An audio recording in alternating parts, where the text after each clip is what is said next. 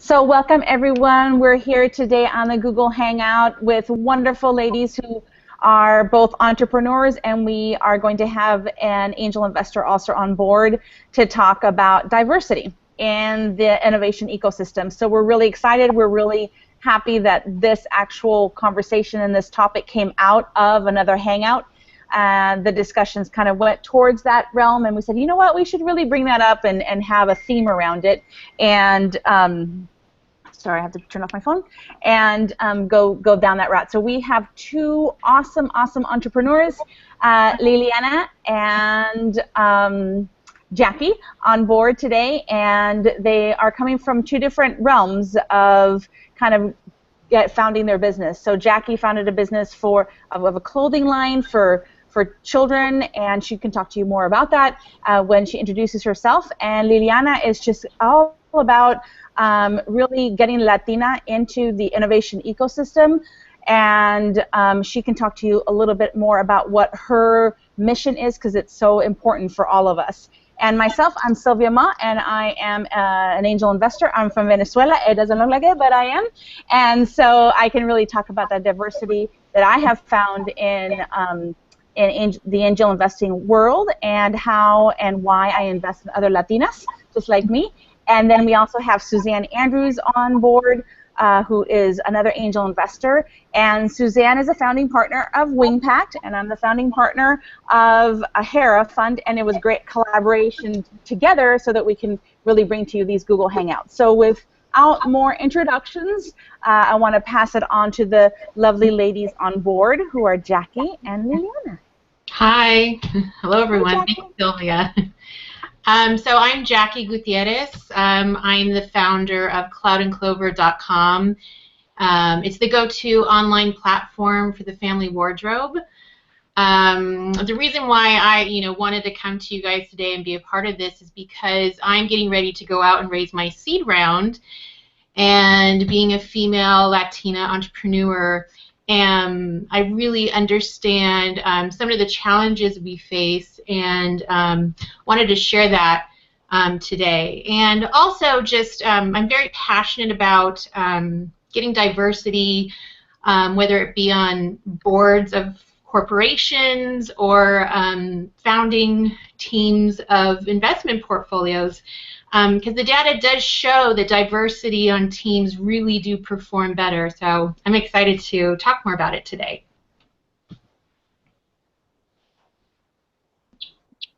And my name is Lilibeth Gangas. There we go. Can you guys hear me? Yeah, great. I've been in the ecosystem from a perspective. Actually, I can't hear you very well at all. Oh, sorry. Can you guys hear me with?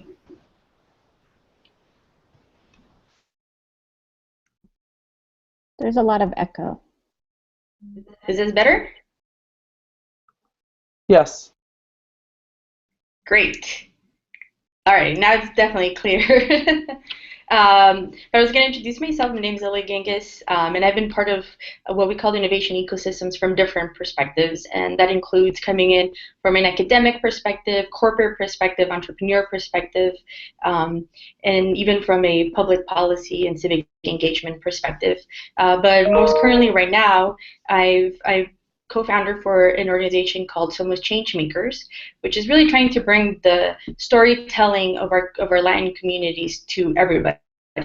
And the goal is to create a bi-coastal, bilingual podcast to really showcase some of these everyday heroes who have overcome a lot of different obstacles, and really showcase the different career paths that everybody has taken, and that really encompass what we call this ecosystem. Because it really takes all of us to really make a change in our communities. During the daytime, I'm also, I work in open innovation. I've been at a center specifically looking at the startup ecosystem, specifically looking at the investment perspective.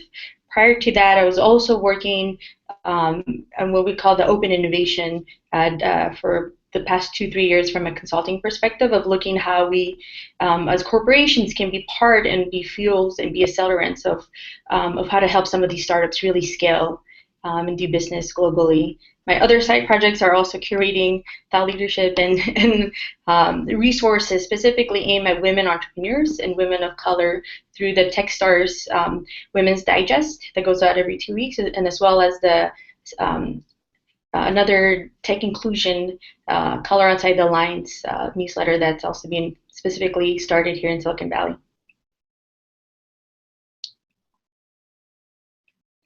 Great. A lot of great things that you're doing. That's awesome. And then we also want to introduce Remy, who's on the call. Can you introduce yourself so that we know who's on the call? Sure. So I'm Remy Meras, and I am the founder and CEO of the MeTime Network, and we are building out a video platform called MeTime TV that is all rooted in emotional intelligence and emotional well-being. So our mission is to improve those two things, not just within the Hispanic community in the U.S. culture, but we feel we're global citizens, and we will be multi-language. We are focusing on English and Spanish first, and we just launched our first Spanish videos a couple weeks ago, and they did double the traction of all the others, and that was all organically, which was really great. So what we're doing is we have original programming, just like a television business model, but we're bringing it in the online space that features experts that can help people overcome challenges that they may be experiencing on a daily basis. And then we also have a storytelling component as well, where we are showcasing stories of individuals who've already hacked through the very problem that you may be experiencing right now. And not so much focused on, oh, this is where I was and this is where I am now, but really on the how part. And we really want to break down the stigma around mental health services and coaching, and showcase the tools that they are using to hack through their problems so that we can eliminate some of the shame and stigma around mental health. And then for the last 2 years, I've also been president of the National Latina Businesswomen San Diego chapter. My term's coming up next month, so I'm going to be 1,000% focused on my startup, and we're getting ready. Yeah, we're getting ready to do a friends and family round right now. In the last 60 days, we launched our videos, and we had 3 investors come forward expressing interest and asking for an investor package, and we're like, oh shit. So that's awesome. That's awesome. A lot happening very quickly. Good. And Suzanne, do you want to introduce yourself a little bit better than I did? And go ahead. I know some of you, but just for the video, I guess, that we're making, I'm Suzanne Andrews. I'm a founding partner of WingPact, and we have just there's a group of 6 of us that founded the company, and we're just right now launching our book called Impact with Wings, and it's the first book about angel investing that's written by women and for women. So we're really interested in bringing more voices to the table, and like you said, partnering with Sylvia to create this ongoing discussion. I'm very passionate about building women's ecosystem mindfully and making sure that we build a business culture that we can all thrive in. So I'm thrilled to be having this discussion. It's something I've always wanted to bring into more discussion, and I will be writing up any insights that come out, the insights that I know will come out of today's discussion, so that we can spread our knowledge around to the rest of the world. Awesome. So the next steps would be, Jackie and Liliana, do you want to start the conversation and see where it goes? Sylvia, were you able to get Tatiana on, or? No, I've been emailing her, and I didn't get any text from her either, and I invited her a couple more times. So, and we'll just invite, whenever she gets on, we'll get her on. Great. Jackie, you need to be unmuted. Am I there? There we go. Yes, now, yes. So I wanted to bring up one topic, and I think Lily will be able to expand on it pretty well, is that very few diverse-led companies are VC backed, and you know, some of the reasons that are pretty common for that are access to networks and the relationships that you need to get to that access. And you know, I'm interested in sharing my experiences and how I've managed to create my network to get that access finally. It's something that I didn't have prior to being in a startup in the Bay Area.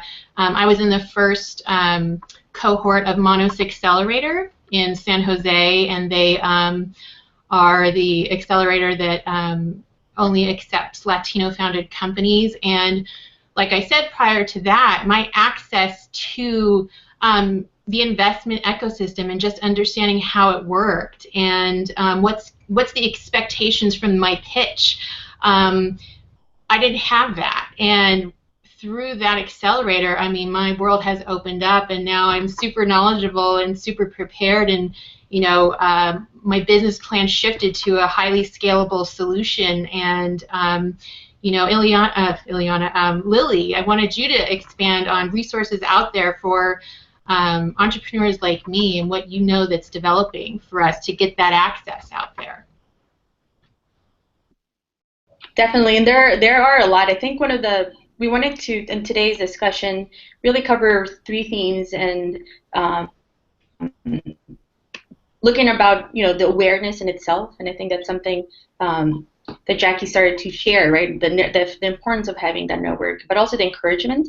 The other theme that we wanted to cover is really looking at the opportunities, and then lastly ending with the call to action, and that's where we want to really unleash a lot of the resources that we have. But just to kind of set the context of why these discussions are so important to have. Specifically, just looking at some of the numbers. So about 2 weeks ago, the National Venture Capital Association, in conjunction with Crunchbase, released their first ever women's VC study that really shows you know, the where in general women are at, and why this is important is because there's data that shows them when you have more women investors, more women partner these large VCs, the tendency to invest in other women increases as well. And it's really been interesting to see this study compared to what their study that they did last year, which is looking at the state of women founders in general. And both studies have been really interesting to see the relationship and really this network of support that other women are providing women, and we hope to see it increase. So just to give you a little bit of perspective on some of those numbers, specifically looking at the VC perspective, about 10% or so of all the startups that have received any type of VC funding have one woman founder, which that means that the 90% other ones are all male, which seems insane when you look at the population number as well. And so that part is some of those statistics that I think for me personally is a motivating factor of how can we change this as a community, and what triggers in this ecosystem do we all have to play, whether it's the entrepreneur, the customers, right, being informed customers ourselves, looking at it from corporations and other organizations, nonprofits and academics as well. But what's really even more interesting, and it was a little depressing to be honest, was looking at these numbers of, you know, women, the amount of women entrepreneurs has exploded in the last 10 years. But as far as the diversity breakdown between an African American founder and Latina founders, the Latina founder, some of the numbers are almost not even statistically represented. We're talking about less than 1% overall. And if you look at some of the population, that just doesn't go hand in hand. So what does this mean to us? And from an investing perspective, it's really looking at the missed out opportunities in general, that really a lot of VCs are starting to look at, and some of the VCs are starting to be very vocal, some of them are not. So for example, Cooper Capital is very vocal, and in fact they've actually stated in their values, and anything that they invest has to have specific purpose of promoting diversity, specifically in underrepresented groups. Other VCs such as Andreessen Horowitz, for example, don't talk about any of their diversity events. In fact, they don't like to call it diversity events. They just call them events, which there are diverse folks that attend, which I think is an interesting perspective. But the takeaway there is to show that there's a lot of eye-opening, and that there's an opportunity, and it's really a $1 trillion opportunity that's being untapped. And as some of the investments are, some of a little bit of the farther stage investments are slowing down compared to last year, a lot of these investors are looking from a bottom line perspective, right? Where is the next opportunity? And so now these type of discussions are important to have and raise awareness, because the opportunity is there. And it's definitely, as part of being a Latina woman myself, who's starting a company that's focused around raising encouragement and awareness. As I've been doing the research, I mean, it's just massive. Just looking at the population statistics, looking at the per family expenses and who's driving some of those purchases and whatnot. I think there's a lot of importance there to be have, and a lot of people are starting to connect the dots. So I'm very happy that we're able to have this opportunity. We're able to discuss the importance, but just being able to understand from a business perspective what's going to happen, because at the end of the day, a lot of that's going to drive a lot of the future investments themselves, right, and some of the different opportunities. But I'll stop there just to make sure I'm not going off too long. Lily, can I ask you a question? Can I ask you a question about that? Oh, I'm echoing. If anybody's not talking, can they mute? My question, you said that you quoted that less than 1% statistic. Is that the number of women entrepreneurs who are Latina, or is that the number of Latina entrepreneurs getting VC funding? So that's the number of Latina entrepreneurs getting any type of VC funding. Okay, thank you. And it's actually, it's less, because that's an aggregated number between African American and female founders. The numbers for the African American female founders are a little bit better, but from the Latina woman perspective, it's almost basically zero, to be honest. And if we look at the later stage, it gets even worse. But one of the important things that I saw in some of the numbers that are really exciting is really looking at the effect that other women are having on supporting other women through these investments. I think that's where a lot of the angel investing has really come into play, because there's been a lot more seed investments happening, and then you can see that that's a pattern that, from a positive outlook, it's definitely something that we all can be part of that as well. Again, as consumers, supporting other women, supporting some of those programs like the Manos or Aviones, which is another accelerator program for women, Latina women entrepreneurs, because they also need resources themselves to continue to expand on this. And so at the end of the session, we have probably like over a dozen links that we can share with the community that goes into specific depth of all these surveys and data points that have been published very recently, but I think are relevant. Should we introduce Tatiana? Yes, yeah, I think we should go around. I feel like I have tons of questions, but I want to see who else is on the call. And yeah, Tatiana got on, and we're so excited to have you, Tatiana. Tatiana is one of the first ladies who has her own podcast about angel investing. So it's been really great to see her go, let me just do this, from being a pipeline angel and being an angel investor herself to just, owning it and saying, you know what, I want to have a seat at the table and I want to make my voice heard. And what's the next step for an angel investor? Is it becoming a VC? What does that mean? So I'd love, Tatiana, how you just push the envelope, and with grace and also with collaboration. So with not further ado, I just wanted you to introduce yourself and let us know why you're on the call.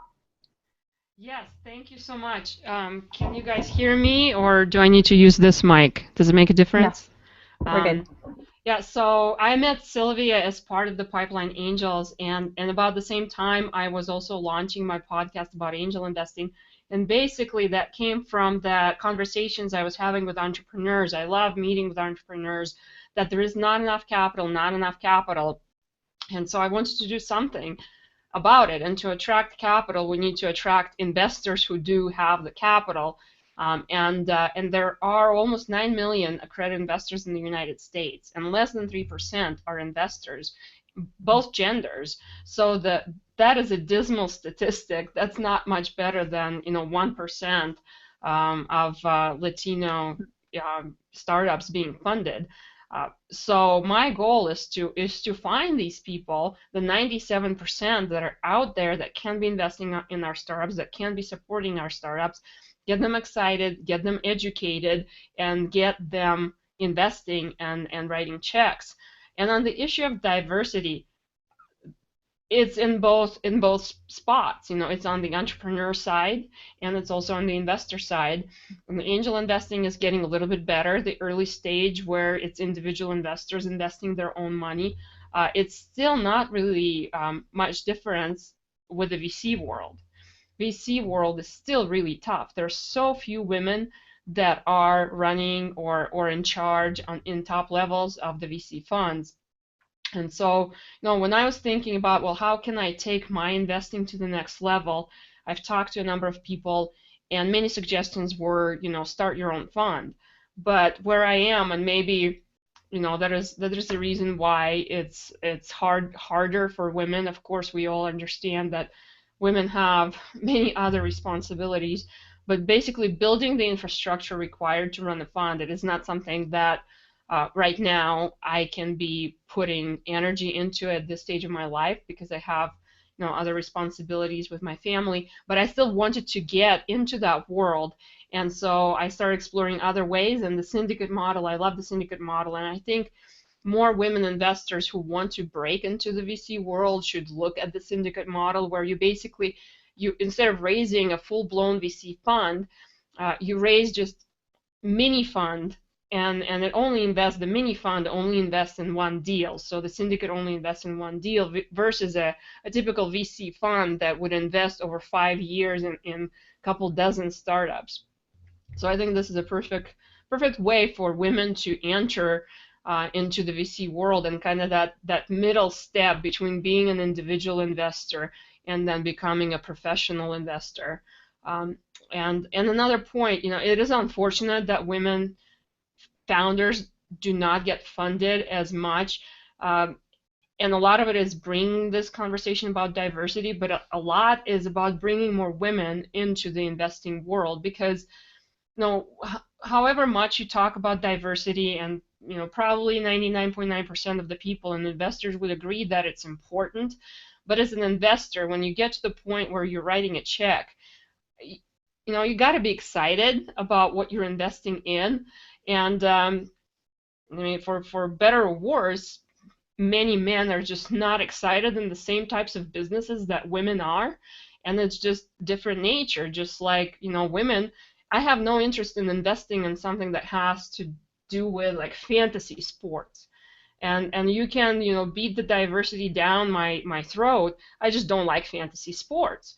So that's why I think it's important. I'm taking it from another perspective. I'm trying to get more investors in general, but more women investors into this world who would be excited about women-led startups that might be different, might not be so macho, maybe not necessarily super high tech, but that we care about. And I know locally with the Boise Angel Alliance, which I'm a member of, the best exit they've had so far over their 10-year history is from a company that started making baby food, the pouches, the little yogis. I don't know if any of you ladies ever buy the little yogis from Happy Baby. That's the biggest success. And it's a female-led company that was making baby food. So definitely, I know that having women kind of vote towards that idea was very important to get the whole fund to fund that startup, and it was a huge success. So that's what I'm trying to do, on this end of the conversation. But I'm so excited with what Sylvia is doing, and hearing all of your stories, just amazing. Yeah, I just wanted to kind of expand on what Tatiana said. That she's trying to attract capital, and so if we accomplish attracting the capital, we also need to accomplish attracting really strong entrepreneurs that are female or that are Latina, right? And so I think some of the barriers often that females in general, whether Latina or women of color or not, we find often it's a hard time for a female founder to find a tech co-founder. And again, if we have more incubators like Monos or Hera Labs, even helping women figure out how they can find these co-founders that they need, and maybe even pivoting their business model slightly to really focus on the technology a little bit more and get a little bit more deeper into it, it will be more attractive to male and female investors. So, there's that element that also needs to be addressed. How can we, help women get access to, technology co-founders, and just provide them the tools to make sure their plan is, super scalable and will reach an exit, because, that's what everyone's in this for, right? So I think that's important too, to attract entrepreneurs and give them the tools they need to get the investment, and everyone win. Jackie, I do have a question. Yeah. So when you're talking about a technical co-founder, do you care about the gender or the diversity, or are you just looking for, you don't care whether it's male or female? Just curious. Jackie, you're muted. For me, I have strategic partnerships with software companies that are founded by men. So I don't really care, because I'm a strong female Latina. I've got that covered. So yeah, I see that happening to a lot of women, though, that they just need a technical co-founder. And what I do is, if an entrepreneur is ever watching this video, here's my trick. I go to all the coding meetups in my town, and when I'm in LA or the Bay Area, I go to them, and it's just a bunch of guys who are developers, and I make friends with them, and I establish relationships, and I keep going, and then I find my guys, and I said guys, I should say, I found my developers, right? So yeah, it would be great if it was a woman, although I do have a good data scientist. There's a lot of female data scientists I'm finding, actually. And more front-end developers. That's interesting to note. So we'll see what happens there. There's a great community. There's a great community of coders called Geek Girl and Geek Girl Con, started by Leslie Fishlock here in San Diego. So I know that she has really pushed the envelope on trying to get more female coders out there. So kind of check her out, see if there's some, one of those all-night hackathons that she might be having near your city, or I know she has it here in San Diego. So I can send around that link later on. Yeah, and I go to Girl Develop It. So I do go to my women's coding meetups also. So I do have some resources there that I will hopefully bring on board once we're funded. Yeah, so they are out there. So you can have a diverse engineering team also. Jackie, I loved your trick to go to those meetups. And also I was going to ask you, when you were talking earlier about how, before you went to Monos, just how you had to build your network and you had to find ways to get access to investor communities. And I was wondering if you have any more specific strategies that you used, to get yourself access to that. Yeah, so I joined, which I was going to say at the end, we're going to provide resources, but we'll do that again. But I'm a member of Elevate Network. It's a women's professional network, and that's been huge in my building relationships, building my advisory board, even building friendships, just to be around women that are super accomplished, wonderful mentors, and also some are angel investors also that really helped me understand the expectations. And I think that's really important to know as entrepreneurs. We need to make sure we understand the other side of it. The angel investor, the VC, they're not just money, right? We're building a relationship, and we're in this together. We're making money together, and to really understand why you have to present everything that needs to go in that investor package is helpful. And having some investors as mentors really will create a strong team and help you make good decisions on what partnerships you create. So yeah, women, female business groups, professional groups are great sources. Yeah. Yeah, and definitely from. Oh, sorry. I guess I can still hear the echo. Awesome. I'm actually on the other side, right, where I was a software developer, so I come from a technical background, and being able to, for me, actually going back to some of the basics of seeing what the business is like is one of the reasons why I actually left the software engineering world and left an MBA, because I was like, how do I get started in this business thing, right? Trying to understand what are some of the fundamentals, and then being able to, now in retrospect, it's been 3-4 years out since I've been out of business school, and being able to be ingrained in the technology, where technology meets business, meets policy, etc. So much more it's so much more complex in the sense of really getting down to, is your business model, does it make sense? Is it sustainable? Are you solving a problem? And I've been to so many pitch events, I can't even name how many. I've been a judge, everything. And at the beginning, I think in general, even when you go to some of these combinators or Y Combinators and things like that, TechStars, for example, it's really one of the things is starting it from somebody as an entrepreneur, like I'm an entrepreneur in the making, right? But coming from a technical background, so looking for the CTO or looking for a technical background hasn't necessarily been my barrier. My barrier has really been more about, am I solving a problem that's big enough? Is the business model make sense?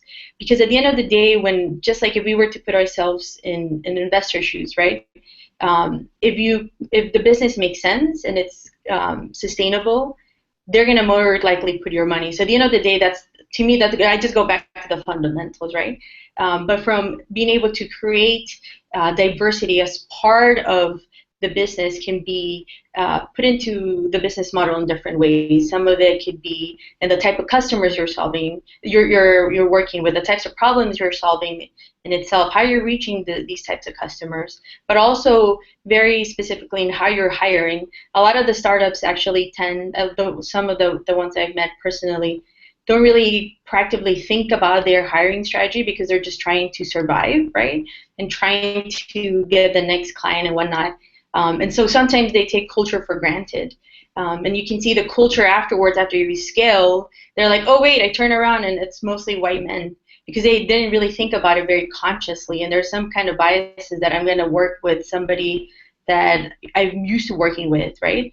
So that extra effort as you're building the business usually tends to get lost, because people are looking for survival of how do I make my next client and what do I do? But sometimes that's too late. So one of the things I think with this discussion, I think it's important to bring that awareness as you are building your business, to consciously think about that as well, and don't wait till it's too late to then throw in, we'll throw out groups or events and things like that aren't really hitting the root cause, and your culture to some degree now is a little bit broken. And so you see that a lot in the tech companies as well. And I think one of interesting things to look at, especially where we're at now, is looking at downstream and upstream. Because I think so far we've talked about a lot of different complex, interconnected parts, which is looking at the talent pipeline, right? How are we able to go and find more technical women when the pipeline in itself has its own leakages and its own struggles? So how can we proactively do that, right? As business owners or as we're creating business in general. And then going downstream, it's like, okay, now I have a sustainable business model, I have clients, but in order to really grow, I need that investor money. And one of the things that I personally have seen, specifically with the Latino community, sometimes, and it's also not just Latino in general, but from my own personal experience, I personally don't have friends who are wealthy and where I can go and do my friends round with them, right? If anything, I'm helping my family and etc. So for me to really take on a venture is a lot of sacrifice, and the risk is higher, because if I do fail, then the failure for me there is I can't go back, right? It's a much higher risk. But at the same time, I think that's that would drive a much more successful entrepreneur overall. And one of the things that I've been very aware as I've been working in different parts of the ecosystem itself, and some of the stats even shows, for example, in African American women, there's a report called Project Diane, and I highly recommend everybody check out Digital Undivided. They actually did a survey of all of a selected group of African American founders, and they saw that most of their founders did have technical backgrounds. Most of them did come from some of the big tech companies and Ivy League companies, and yet they were still not raising or being able to raise as much as their other white men, basically. So on average, that specific group was able to get about less than $50,000 versus $1 million on average that some of the other ones are raising, but the proxies are the same. So it's kind of an interesting discussion, and whether biases and how conscious or unconscious these biases are. But it really comes back to the whole downstream and upstream. How can we, from our position, kind of pull both sides very consciously?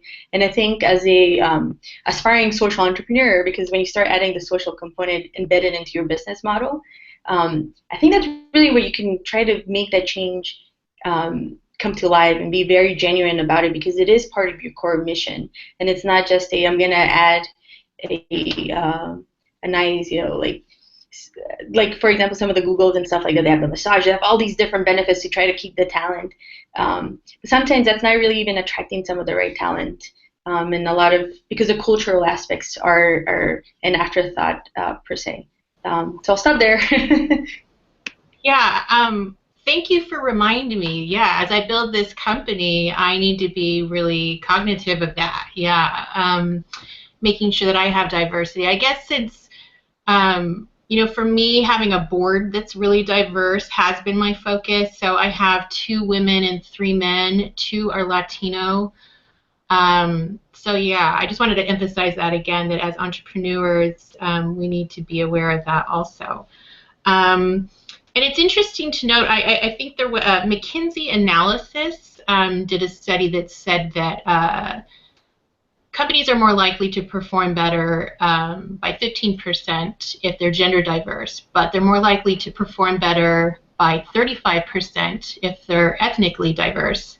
So that's pretty interesting.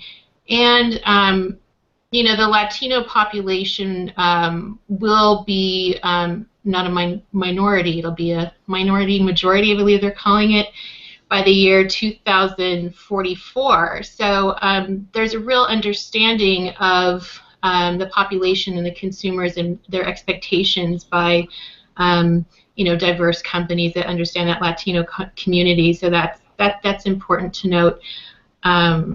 Yeah.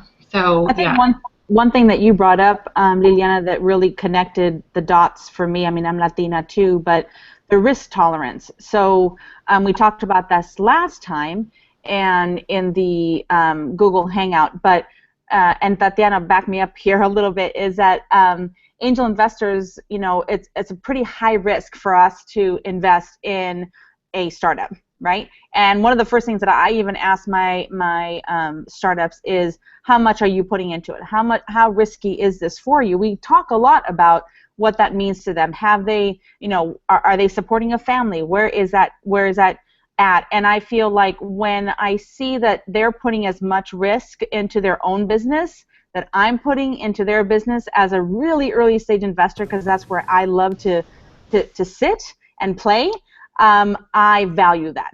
So that's something that between a diverse angel and a diverse startup, I think that connects us.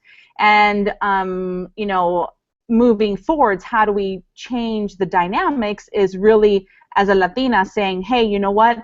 I realize that the risk that this angel investor is putting into me, I'm showing them already that risk that I have that I'm putting into my startup. So I really like that aspect of it that you brought up. Tatiana, do you have any comments about that?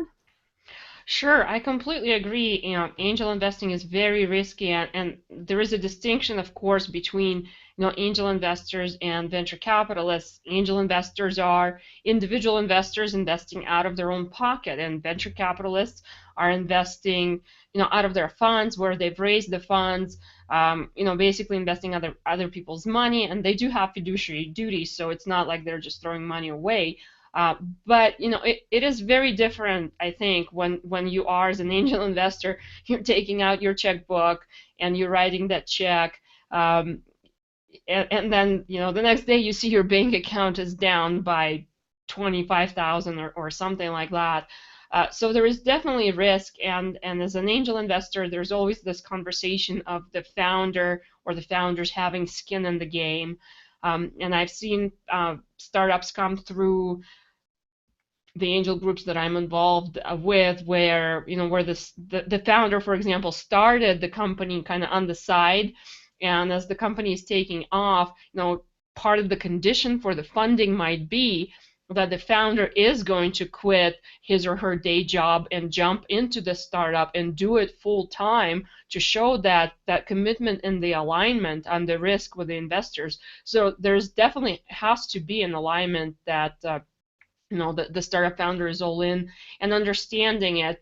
And maybe this is the point that you're making, Sylvia, that really understanding maybe the difference between if you have a white guy fresh out of college, and maybe the startup is the only thing that he is doing, but there may be no other commitments, maybe there is an opportunity to jump ship, and going deeper and understanding that, of course, that is a very different situation than, for example, a minority woman, a Latina, or I'm Russian, any type of an immigrant, first-generation immigrant woman, maybe has kids, maybe a single mom, maybe not, but needs that second income desperately, and understanding the alignment there, and what happens, if this venture does not succeed for her.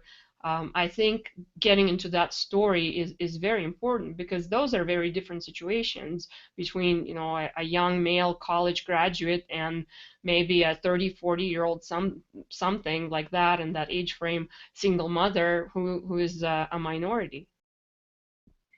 Definitely, and that Project Diane report as well, they mentioned how this lack of access to capital also was some of these female entrepreneurs were tapping into their personal savings account, 401ks, things like that, to be able to, because they really believed in their passion and they're putting the risk out there and really working, but trying as much as they can, right? But it also poses another situation where how much more can they push back and sacrifice on their end. And so I think specific talks like this are important, so then that we can create the awareness. And as a female, the thing that I like to do is, if I can make any introductions, all my friends know me, if I can make any introductions, please, that's a way to facilitate the network as well, because if you look at it, we're really separated 1 to 2 degrees from anybody now, since we're all connected. But there are a lot of special resources specifically for women that I've encountered. Besides, so looking at even at starting your own business, the SBA, for example, has a lot of free resources and programming for women. So, and they have it nationwide. Like, their whole mandate is to provide these resources for women. There are online classes that help you how to get started, how to start working. If you're, for example, trying to work with government, how do you do that, and vice versa. But it's also an opportunity to create a community. For other looking at those accelerators and incubators perspective, there are so many out there, but it's still less women per se. For example, when we look at the leadership of those accelerator programs, we're still talking about 12% at all of these. And if these are supposed to be the feeders for these quote-unquote unicorns, but we're still only 12%. Women in general, I don't even know. There's probably like 1 or 2 women of color. I've only met one. So I mean, those are just my own experiences, but that's the reality. And I think what really it's interesting is, how can we actually challenge the way the VC world and investment world connects, right, to as entrepreneurs? How can we redesign entrepreneurship in general? And I have a background in challenges in crowdsourcing, so looking at alternative ways to do that. For example, crowdsourcing it's been in very tactical tools specifically for hardware-based startups, because those are the ones that have found it harder to be able to raise their initial funds to do some of the prototype that they need in order to be able to show that they have something to potential investors. So I think those are also, it'll be interesting to see if anybody else has any ideas of how to find sources of revenue. Or fun. So I'd like to contribute here just what I've seen in the last couple years. So I just graduated from SLP, and I was the only Latino person in the class. They did a good job of doing Can outreach. you tell me what's SLP? I'm sorry, what's SLP? Startup Leadership Program, which is a global program, and they're focused on finding CEOs and founders that have innovative ideas and help them take it from ideation to commercialization. So there was a couple of women that were in the program that dropped out that were fellow Hera Hub members, and one of the gals said, "Oh, I dropped out because it seemed like very focused on tech. Like there's a couple of things going on, I think, in the community in general. So having been on the Latino small business arena for the last couple of years in terms of community and volunteer work, first of all, there's a disconnect in language, and the small business world is very different from the startup world looking for funding and people understanding that they even have a scalable business, right? So a lot of people start a business and they think very local, and there's some limiting beliefs and small-minded mentality around that, and understanding that they have something that is scalable and can be a brand or be global. And like there was one gal that dropped out of the program who said, "Oh, I just have a tutoring business, and I just thought it was all very tech-focused, and I didn't think it would benefit me." And I said, "Yeah, but have you heard of not Khan Academy, but there's also the other Sylvan Learning and those types of." And I said, "That's a scalable business. You could do something like that." And she was like, "Oh, I didn't even think of that." And what I found in the Latina community is that the struggle is just really real. Where there's some fundamentals missing in educating folks, but on the very basics, but then it's also a different level of education that needs to happen, and a different type of language that people need to learn. And I came out of a very well-funded clean tech startup, and I was one of the first salespeople they hired when they took the product to market. They were based in Silicon Valley. I'm based in San Diego, and even for me coming out of that environment, there was still a lot of knowledge gaps that I had when it comes to the investment side. So I would see our pitch deck, but I would only have it from a sales and marketing perspective. So I can do sales and marketing presentations all day long. A pitch presentation is completely different, and knowing that language and what the investors are looking for, and having really, for me, where the big knowledge gaps are around the financial piece and being able to speak that language. I mean, not only speak it, but learn it and understand it. And for me, I want to see that change come about, because a lot of times it's when you're, with like Sylvia and Felina, like they're in these roles where you can see women coming through and people who have something but they just don't realize it, right? And so it's kind of our role to nurture that and help them see it and understand it and kind of lead them to a path where they can go. But it's getting them to take that action to actually apply for these programs. Taking part in Hera Hub workshops and the strategic planning workshop was life-changing for me. In one day, it was life-changing for me. And doing the SLP program was life-changing for me. I mean, those two things in the fall, literally in 90 days, we went from ideation to revenue generation. And that's what I want to help women understand, but it's just getting them over just some limiting beliefs, and that they can do it. And I think the other part, there's a lot of accelerator program and education programs out there, but when people are bootstrapping or struggling or working, 2 jobs and trying to get their business off the ground, or they may be single mothers and that kind of thing, the resources part is still really limited in those. And I think there just needs to be more scholarship opportunities, or maybe where, even if I get the part where you spend a little money and you want to have some skin in the game, but even still maybe some other options where volunteering or giving back is an opportunity as well, because I think people want the education, but the resources part is so limiting, is very, very limiting. And then the other piece of it, my team that I've built is all diverse. It's multicultural, it's women, and it's important for me that we have people of color in leadership roles. But I will say from the investor side, and especially in San Diego, you don't see people of color in the investor role, and maybe even on the advisor side. In LA and San Francisco, you see more of that. In New York and some of the bigger cities, but in San Diego, it's other than Sylvia, I mean, there's people here with money, if they are investing, people of color, you don't see it. You just don't see that diversity, and even from a advisory board perspective, I mean, there's women for sure, but it's hard to see people of color that you can even go to from that investor mentorship space. And our law firm, Pillsbury, took us on as a client, and we went to, they had a happy hour for all their startup clients. There was 150 people in that room, and there was 10 women. And every guy that came up to us said, "Oh, who do you work for?" And we said, "No, we're the founders." And you should have seen on their face. But boy, let me tell you, every single one of them was like, "Oh, what's your business? I want to hear about it," And so that was great, but the look of shock on everybody's face was just incredible. And well, you were there in the room, and that yeah. made a difference. So yeah. That's huge. Yeah. That is huge. Thanks for sharing. That's just awesome.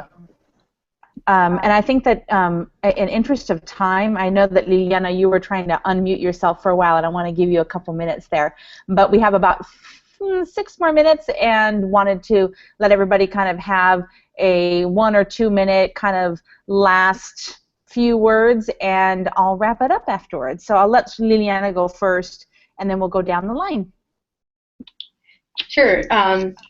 So I think there's a lot of different resources in this area, and there's an awakening that I'm seeing finally, and a lot of people are realizing that there is money, there is opportunity to be realized here. Like I mentioned at the beginning, for example, TechStar's foundation has created a specific fund just to help attract more underrepresented women and people of color in general, to be able to give them those resources and being able to take kind of strategic perspective.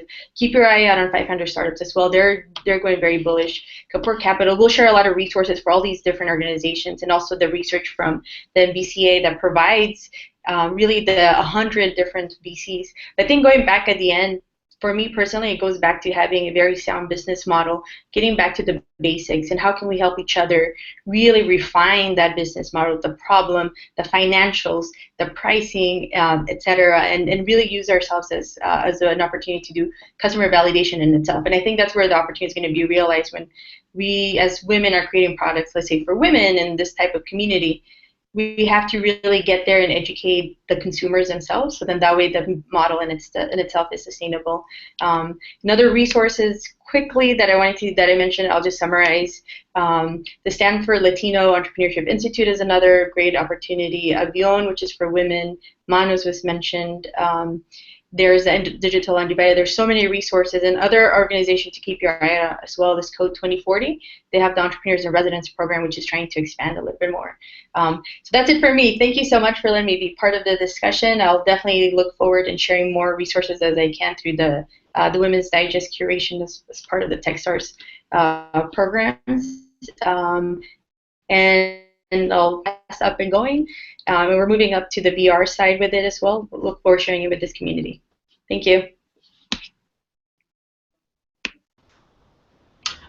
So yeah, this has been great. Thank you. I guess you know, my takeaway from this is you know, how can we put more into action? I think we need to expand Hera Labs into more cities, right? But you know, one thing, another challenge which Remy mentioned is you know, these incubators really make an impact, okay, on an entrepreneur, and so they can make an impact on female founders and female founders of color. And you know, part of the problem that she mentioned is that, you know, some of us are mothers, okay, and how do we participate in those? How do we move to another city and leave our family for 3 months? Maybe we need virtual incubators, you know, by really high-level accomplished executives in everything, you know, from technology to legal to everything that we need in our business model. So maybe we can do that someday. And yeah, you know, female entrepreneurs just network, get mentors, build your board that's based on your weaknesses, and have everyone critique you, you know, and wish me luck. I'm about to go fundraising.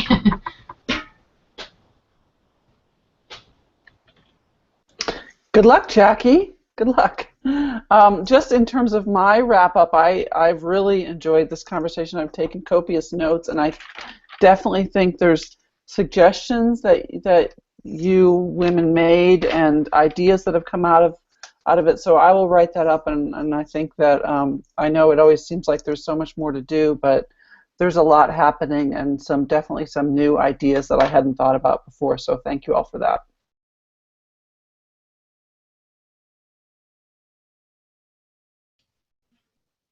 I think I'm next, but this has been a great discussion, and I think the solution is to attack this on both fronts. We have on one front our women entrepreneurs who need to get educated and who need to be role models and examples and attract more women into business world and starting their own businesses. And then on the second front, investors. We definitely need more investors in general and more women investors who can be excited about the businesses that women are starting.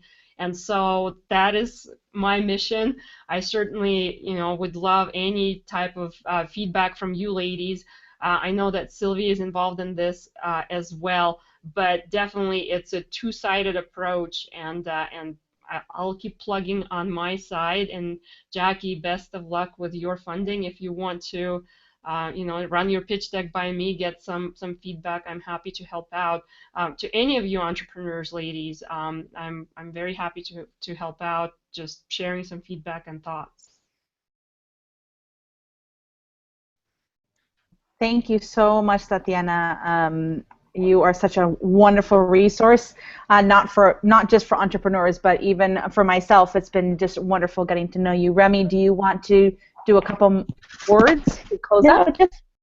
Just thank you very much, and I agree that having it from both sides and having you ladies there on the other side of the fence and to help coach us and mentor us and give us some advice is so valuable. And then also on the entrepreneur side, that when you're with entrepreneurs that are in the same boat and kind of on the same mission and vision and talking the same language, it's also so great to get good learning lessons, you know, there. So thank you. And we also had Mary on the line. Do you want to just say hi to everybody? She's from Hera Hub, so hi, Mary. Hi, I'll say sorry I was late. Challenging. It's okay. But always great to just drop in and look at you guys. You're so amazing, every single one of you. So thanks for allowing me to be in here. I'm so proud of Sylvia. You did a good job today. Thank you, all by myself. So anyways, as a wrap-up, thank you, ladies, for coming here.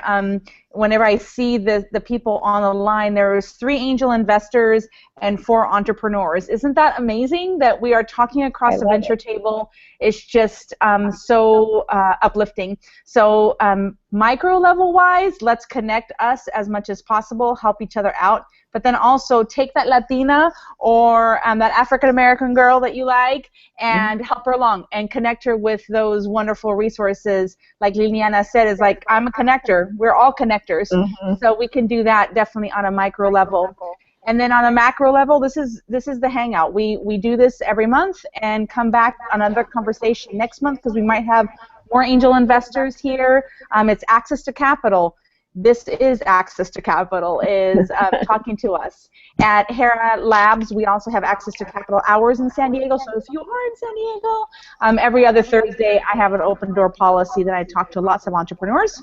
And then again, Suzanne has a wonderful book out. She's getting out there and getting into Amazon. So thank you for that book. Thank you for your wisdom to the world, Suzanne. And can't wait to get my copy because I did support you and on Indiegogo. And so thank you for doing that. And Hera Venture Summit's coming up on September 17th, where this across the venture table thing happens in real life. So join us here. I'm actually at USD right now. We have a V2 competition tonight that I'm going to go out there right now and judge. So I'm really excited to have a partnership with USD and having that Venture Summit coming up on September 17th. And also, as a shout out to Tatiana, her podcast is amazing. So please, yeah, no, I love it. I always hear it, and it's wonderful. So, I think it's angelinvestingpodcast.com. Perfect, I got it right. So check out that podcast. She has wonderful information on there. And I think that was it. Oh, the last thing was, if you are an angel investor, please join us at the ACA Summit, which is happening in 2 weeks on April 9th, 10th, and 11th in Philadelphia. We will be there, myself and Brianna Weisinger, who is helping me with Hera Fund and Hera Angels. So join us out there and meet other female angel investors. And that's all that I have to say. Anything else that anybody wants to woo-ha-ha about? Oh, just one more thing. Speaking of the ACA, as an entrepreneur, I do watch some of their webinars, and it really helps me understand both sides of what we're trying to do here. So they have great webinars once a month. The Angel Capital Association, you can sign up as an entrepreneur and learn a lot about the deals that everyone's trying to make. ACA? Yeah, so thank you everybody for being on the line. We're so excited, and we will see you next month at the same time on the 4th Thursday of every month, and we will send out what that theme is. And again, it's all about theming around you, focusing on both sides, female founders and female funders. So bye, have a great day.